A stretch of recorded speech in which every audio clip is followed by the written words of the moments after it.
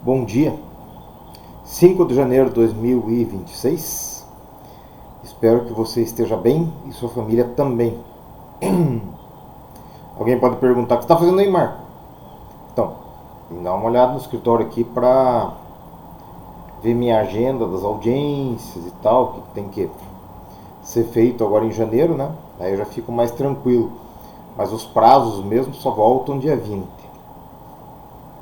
Mas passei aqui para dar uma das minhas obrigações profissionais agora esses dias. A palavra que vamos compartilhar está lá em Lucas, no capítulo 4. Fala sobre a tentação de Jesus, tá?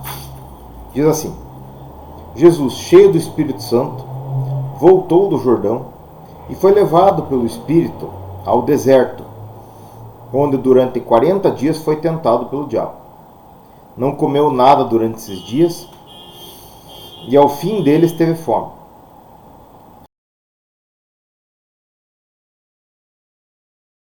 Transformar-se em pão. Jesus respondeu: está escrito, nem só de pão viverá o homem. O diabo o levou a um lugar alto e mostrou-lhe num relance todos os reinos do mundo. E lhe disse: eu te darei toda a autoridade sobre eles e todo o seu esplendor, porque me foram dados, e posso dá-los a quem eu quiser. Então, se me adorares, tudo será teu. Jesus respondeu: Deus, e só a ele prestarás culto. O diabo o levou a Jerusalém, colocou-o na parte mais alta do templo e lhe disse: se és o filho de Deus, joga-te daqui para baixo, pois está escrito: ele dará ordens a seus anjos a teu respeito para o guardarem. Com as mãos eles o segurarão, para que se não tropece em alguma pedra. Jesus respondeu: dito está, não ponha à prova o Senhor, o seu Deus.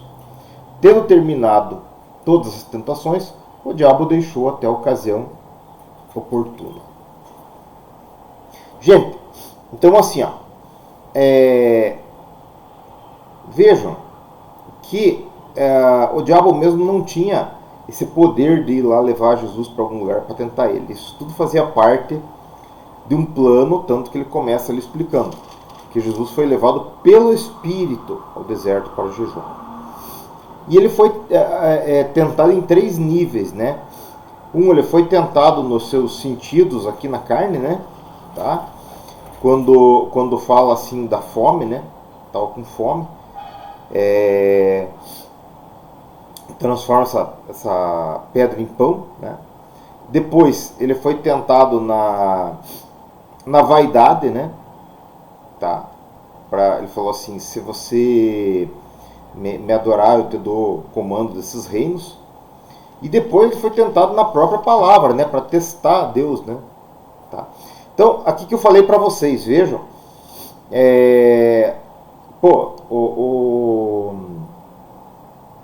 O bicho tentou Jesus falando da palavra, né? Tá? Ele menciona.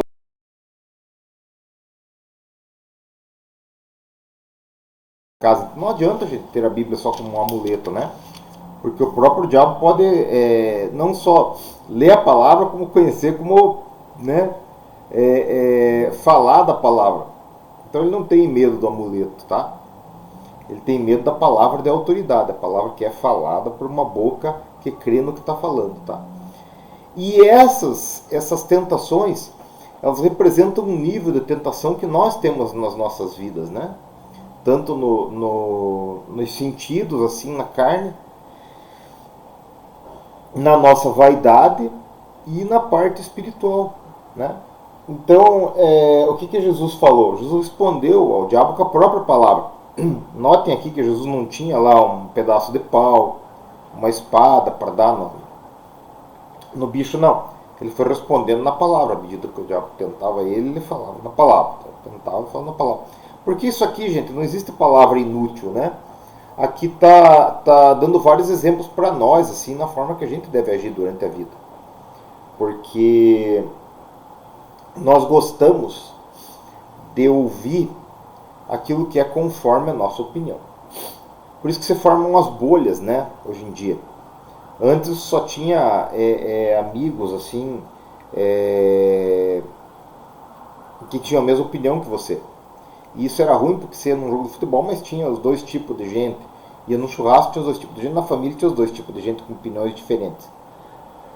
Hoje, com a internet, a gente tende a ouvir noticiários conforme a nossa opinião, a participar de grupos que só têm a nossa opinião, tá?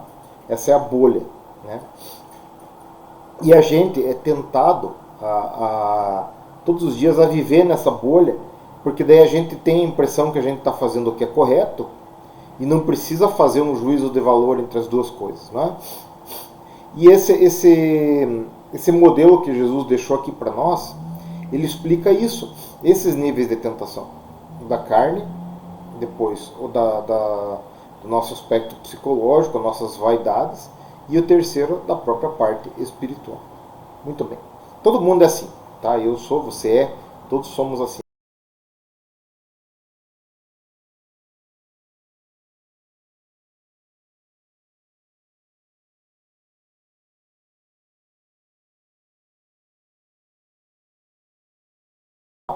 Uma coisa que você não sabe.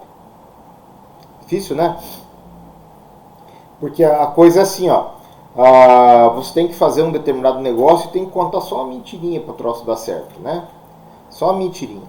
Se você não pratica a palavra de Deus, você conta aquela mentirinha porque ela é socialmente aceita, tá?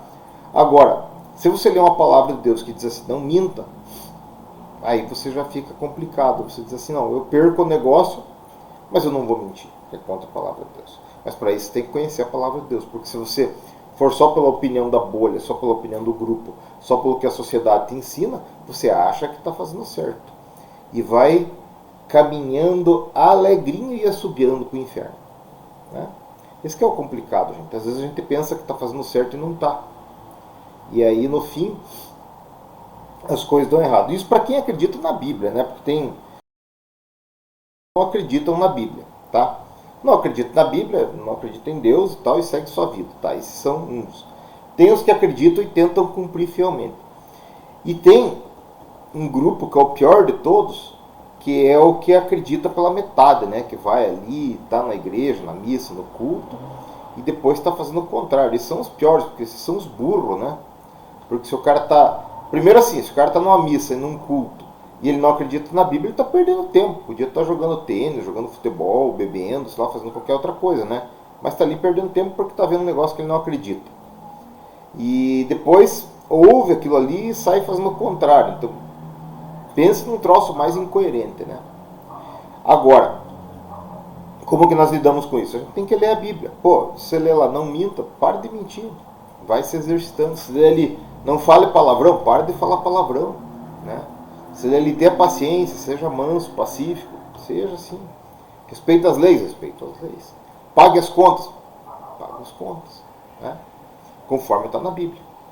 Porque o que não dá é para o sujeito se dizer cristão e viver mentindo, se dizer cristão e viver adulterando, se viver cristão não ser fiel nos negócios, se manter, se dizer cristão e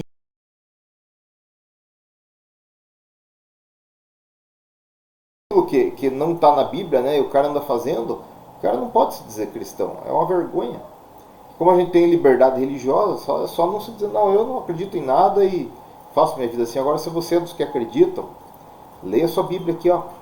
Leia a tentação de Jesus que eu passei hoje para vocês, que é legal, né?